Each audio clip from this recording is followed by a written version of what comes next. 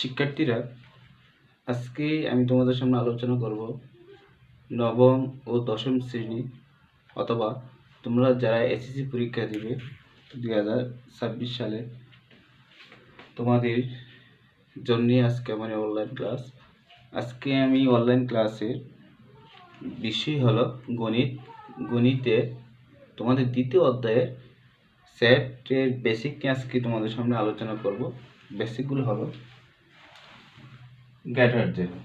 এই greater than মানে হলো বৃহত্তর। গ্রেটার মানে বৃহত্তর, লেস দেন ছোট। মানে এর চিহ্নটা গ্রেটার দেন যেদিকে থাকবে, গ্রেটার দেন অথবা লেস দেন যেদিকে থাকবে ওই সংখ্যাটাই বড় হবে।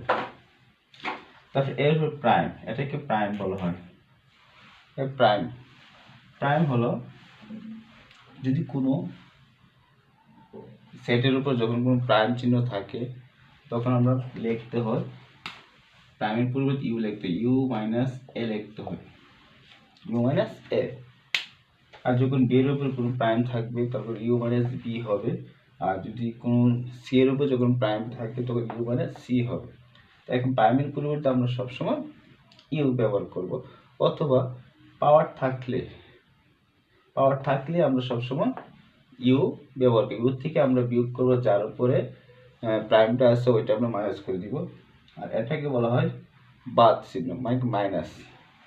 এটার পরিবর্তে আমরা মাইনাস লিখতে হবে, এটার পরিবর্তে আমরা মাইনাস লিখবো। মাইনাস মানে বাদ দিতে হবে। আর এখন আমাদের দরকার গুণনীয়ক কি? গুণনীয়ক হলো একটি সংখ্যাকে কি কি সংখ্যা দ্বারা ভাগ করা যায়। একটি সংখ্যাকে কি কি সংখ্যা দ্বারা ভাগ করা যায় সেটা হবে গুণনীয়ক। যেমন যদি সেটে আসে বা সেট গঠনে যদি আসে 12 এর গুণনীয়ক কত, তখন আমরা 12কে কি কি সংখ্যা দ্বারা ভাগ করা যায়। তাহলে 12কে ভাগ করা যায় 1 দ্বারা, 2 দ্বারা, 3, 4, 6 আর 12। তাহলে 1, 2, 3, 4 আর 6, 12 হলো 12 এর গুণনীয়ক। আর গণিতক কি? গণিতক